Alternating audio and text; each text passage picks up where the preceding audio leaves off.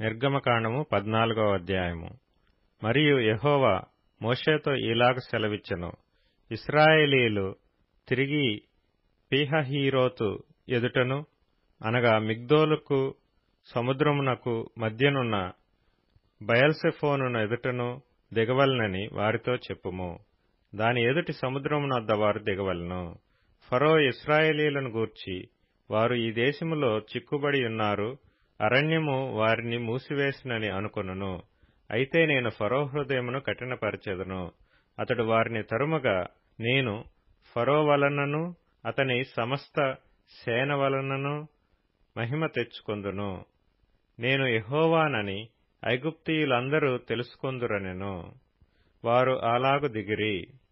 ప్రజలు పారిపోయినట్టు ఐగుప్తు రాజునకు తెలుపబడినప్పుడు ఫరో హృదయమును అతని సేవకుల హృదయమును ప్రజలకు విరోధముగా త్రిప్పబడి, మనమెందుకు ఇలాగు చేసితిమి, మన సేవలో నుండకుండా ఇశ్రాయేలీయులను ఎందుకు పోనిచ్చితిమి అని చెప్పుకొనిరి.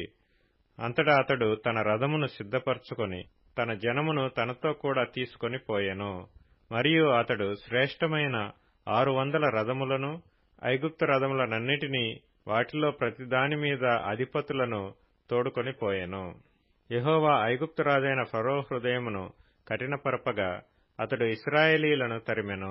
అట్లు ఇశ్రాయేలీయులు బలిమిచేత బయలు వెళ్ళుచుండిరి. ఐగుప్తీయులు అనగా ఫరో రథముల గుర్రములన్నీయు, అతని గుర్రపు రౌతులు, అతని దండును వారిని తరిమి బయల్సెఫోను ఎదుటనున్న పీహహీరోతు నకు సమీపమైన సముద్రము దగ్గర వారు దిగియుండగా వారిని కలుసుకొండ్రి. ఫరో సమీపించుచుండగా ఇశ్రాయేలీయులు కన్నులెత్తి ఐగుప్తీయులు తమ వెనుక వచ్చుట చూచి మిక్కిలి భయపడి యెహోవాకు మొరపెట్టిరి. అంతట వారు మోషేతో, ఐగుప్తులో సమాధులు లేవని ఈ అరణ్యములో చచ్చుటకు మమ్మను రప్పించితివా? మమ్మను ఐగుప్తులో నుండి బయటకు రప్పించి మమ్మను ఇట్లు చేయనేలా? మా జోలికి రావద్దు, ఐగుప్తీయులకు దాసులమగుదుమని ఐగుప్తులో మేము నీతో చెప్పిన మాట ఇదే గదా?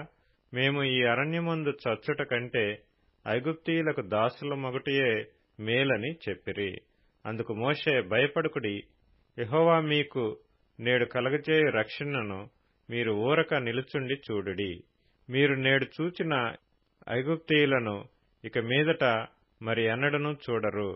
యెహోవా మీ పక్షమున యుద్ధము చేయును, మీరు ఊరకయే ఉండవలెనని ప్రజలతో చెప్పెను. అంతలో యెహోవా మోషేతో, నీవేళ నాకు మొర్రపెట్టుచున్నావు? సాగిపోవడి అని ఇశ్రాయేలీయులతో చెప్పుము. నీవు నీ కర్రను ఎత్తి ఆ సముద్రము వైపు నీ చెయ్యి చాపి దాని పాయలుగా చేయుము. అప్పుడు ఇశ్రాయేలీయులు సముద్రము మధ్యను ఆరిన నేల మీద నడిచిపోవుదురు.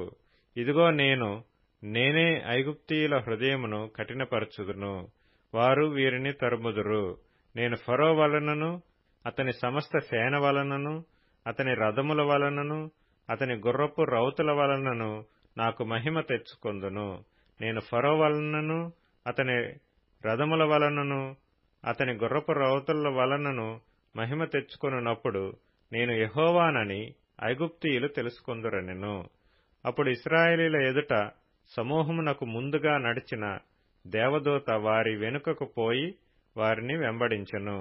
ఆ మేఘస్తంభము వారి ఎదుట నుండి పోయి వారి వెనుక నిలిచెను. అది ఐగుప్తీయుల సేనకు ఇశ్రాయేలీయుల సేనకు నడుమ ప్రవేశించెను. అది మేఘము కనుక వారికి చీకటి కలిగెను, కాని రాత్రి అది వీరికి వెలుగిచ్చెను. కనుక ఆ రాత్రి అంతయు ఐగుప్తీయుల సేన ఇశ్రాయేలీయులను సమీపింపలేదు.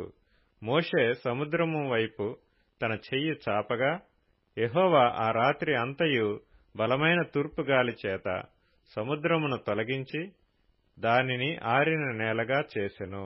నీళ్లు విభజింపబడగా ఇశ్రాయేలీయులు సముద్రము మధ్యను ఆరిన నేల మీద నడిచిపోయిరి. ఆ నీళ్లు వారి కుడి ఎడమ ప్రక్కలను వారికి గోడవలె నుండెను. ఐగుప్తీయులను, ఫరో గుర్రములను, రథములను, రౌతులను వారిని తరిమి సముద్ర మధ్యమున చేరిరి. అయితే వేకువజామున యెహోవా ఆ అగ్ని మేఘమయమైన స్తంభము నుండి ఐగుప్తీయుల దండు వైపు చూచి ఐగుప్తీయుల దండును కలవరపరిచి వారి రథచక్రములు ఊడిపడినట్లు చేయగా వారు బహు కష్టపడి తోలుచుండిరి. అప్పుడు ఐగుప్తీయులు, ఇశ్రాయేలీల ఎదుట నుండి పారిపోదం రండి, యెహోవా వారి పక్షమున మనతో యుద్ధము చేయుచున్నాడని చెప్పుకొనిరి. అంతలో యెహోవా మోషేతో, ఐగుప్తీయుల మీదికిని వారి రథముల మీదికిని వారి రౌతుల మీదికిని నీళ్లు తిరిగి వచ్చునట్లు సముద్రము మీద నీ చెయ్యి చాపమనెను. మోషే సముద్రము మీద తన చెయ్యి చాపగా ప్రొద్దు పొడిచినప్పుడు సముద్రము అధిక బలముతో తిరిగి పొర్లెను. గనుక ఐగుప్తీయులు అది చూచి వెనుకకు పారిపోయిరి. అప్పుడు యెహోవా సముద్రము మధ్యను ఐగుప్తీయులను నాశనము చేసెను. నీళ్లు తిరిగి వచ్చి ఆ రథములను రౌతులను వారి వెనుక సముద్రములోనికి వచ్చిన ఫరో యొక్క సర్వసేనను కప్పివేసెను.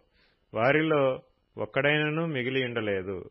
అయితే ఇశ్రాయేలీలు ఆరిన నేలను సముద్రము మధ్యనున్నప్పుడు ఆ నీళ్లు వారి కుడి ఎడమ ప్రక్కలను గోడవలే నుండెను. ఆ దినమున యెహోవా ఐగుప్తీయుల చేతిలో నుండి ఇశ్రాయేలీలను రక్షించెను. ఇశ్రాయేలీలు చచ్చిన ఐగుప్తీయులను సముద్ర తీరమున చూచిరి. యెహోవా ఐగుప్తీయులకు చేసిన గొప్ప కార్యమును ఇశ్రాయేలీలు చూచిరి గనుక ఆ ప్రజలు యెహోవాకు భయపడి యెహోవాయందును ఆయన సేవకుడైన మోషేయందును నమ్మకముంచిరి.